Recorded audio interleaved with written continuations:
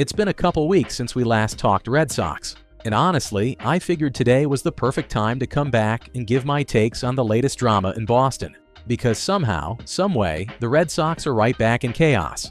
The trade rumors are starting, the deadline is creeping closer, and Craig Breslow's seat is getting hotter by the day. This goes way back after the 2-7 start. I said something felt broken with this team, and honestly, I hate that I was right. Because this is not just about the record, it is the way they lose. It is the sloppy baseball, the dead offense, the weird roster construction, the injuries, and the same problems showing up over and over again. And now, to make it even worse, Garrett Crochet and Roman Anthony, basically the two guys who were supposed to be the keys to this entire thing, are both on the IL, with no real timetable to return. Your ace is down. Your young superstar bat is down. The two players who were supposed to represent the present and future of this team are unavailable, and now the Red Sox are sitting here asking the same question we always ask. What are they actually doing? And that is the part that makes this whole thing even more ridiculous. The American League is so mid right now that the Red Sox can be 11 games under 500 and somehow still only be 4 games back from the wild card. Like, how is that even real? In a normal year, this team would be dead. We would not even be having the buyer-seller debate. But because the rest of the league has also been a disaster, Boston is still technically alive. And that is the dangerous part. Being alive does not mean you are good. Being 5 games back does not mean you are close to being a real contender. It just means the door is cracked open, and now the Red Sox have to decide if they are actually good enough to walk through it, or if they are about to talk themselves into another fake push. And this is where I am going to be honest. I do not want the Red Sox to buy. The league being terrible should not be the reason you convince yourself to do something stupid. There is a difference between being mathematically alive and being a team worth investing in. The Red Sox are 11 games under 500. That is not a team that is one bat away. That is not a team that deserves to have prospects moved for a fake wild card push. They are not close because they are good. They are close because everyone else is mid too. That is not the same thing. Now, that does not mean you ignore the trade market completely.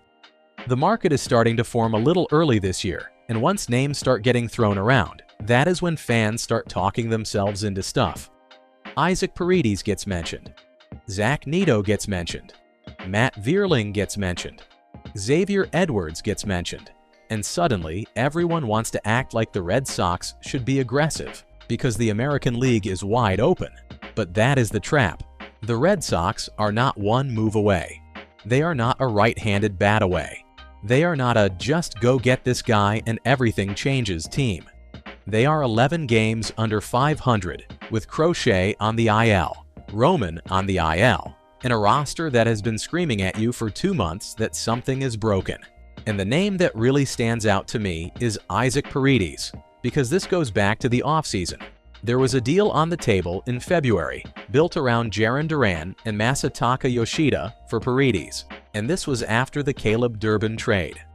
Breslow called it off because he valued Duran higher than that deal, and that tells you everything about how the Red Sox view Duran. Teams have called on Duran before. They called in the offseason. He was part of the Paredes conversations, and once again, the Red Sox valued him higher than the rest of the league did, and on paper, I get why. Duran has speed, he has athleticism, he has shown what he can be when everything is clicking, but here is the problem. He sucks right now. The version of Jarren Duran the Red Sox are valuing, and the version of Jarren Duran we are watching are not the same player. The Red Sox are still treating him like the guy who broke out, changed games with his legs, drove the ball, and looked like one of the most electric players on the roster. But this year, he has not been that guy. That is not asset management. That is being stubborn, and that is the Red Sox problem. They wait too long, they fall in love with their own evaluation.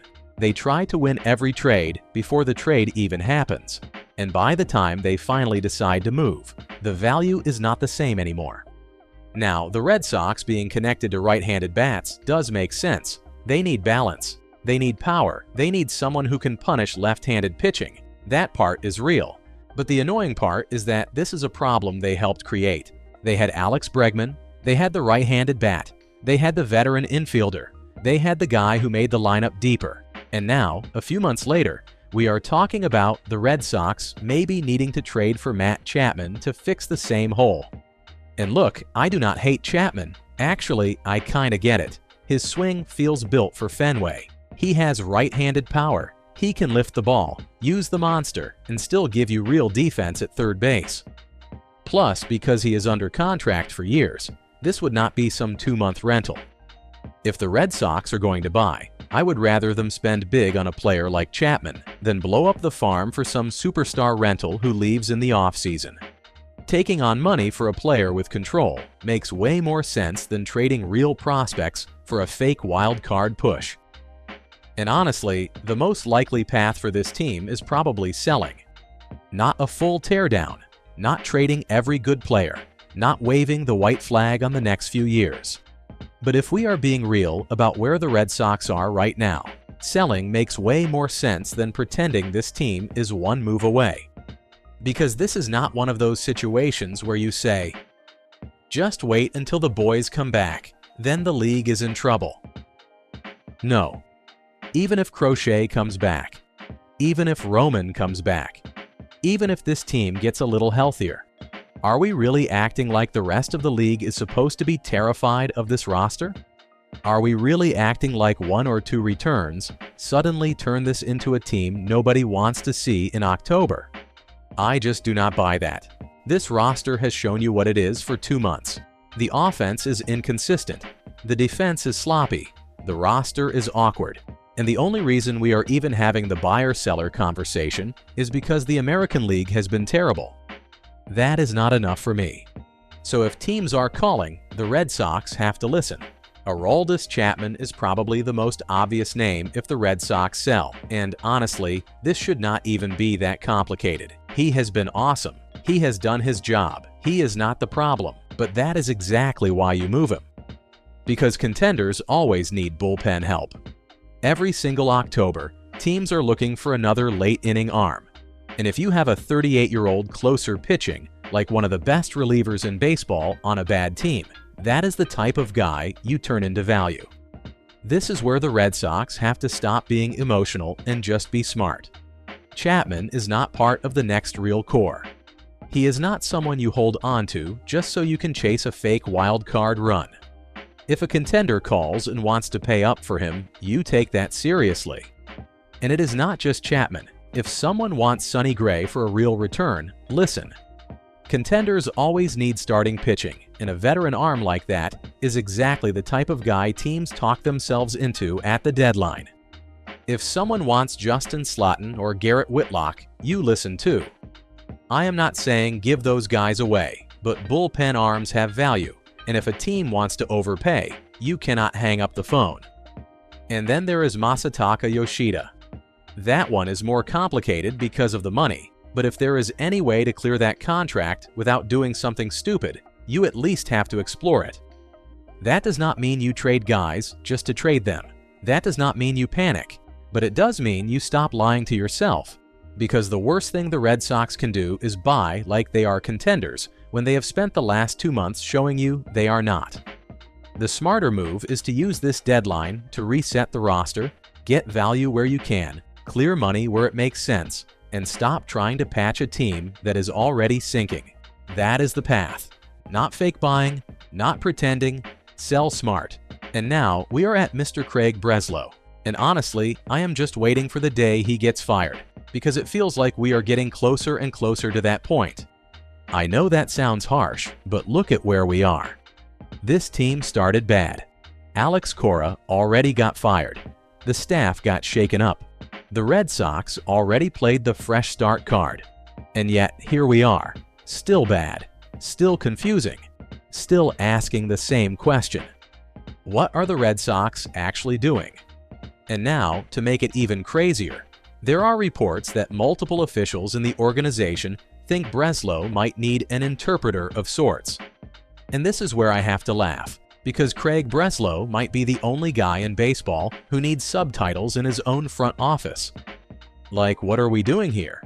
This man is supposed to be running the Boston Red Sox, and now people in the organization reportedly think he needs someone to translate his message into actual baseball language.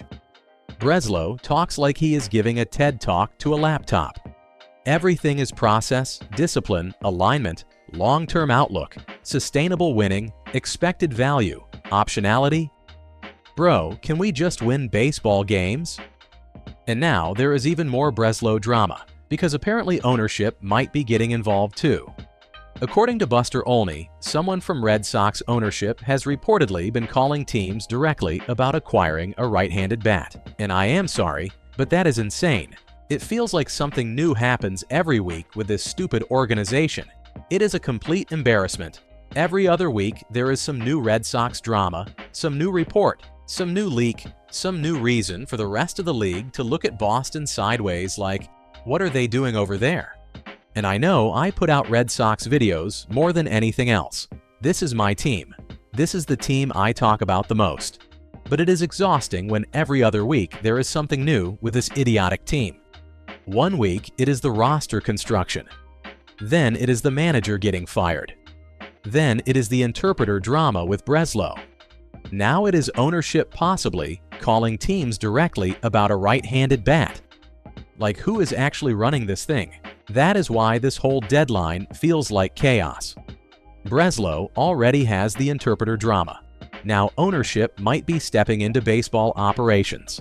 The roster is broken, the team is bad, the deadline is coming, and everyone is trying to figure out who is actually steering the ship. At some point, you cannot run the Red Sox like a group project at Harvard. You need people skills, you need feel, you need to actually connect with the clubhouse, the coaches, the players, and the fan base. And this is why I have no trust in Craig Breslow heading into the trade deadline. Because we already know what this team is.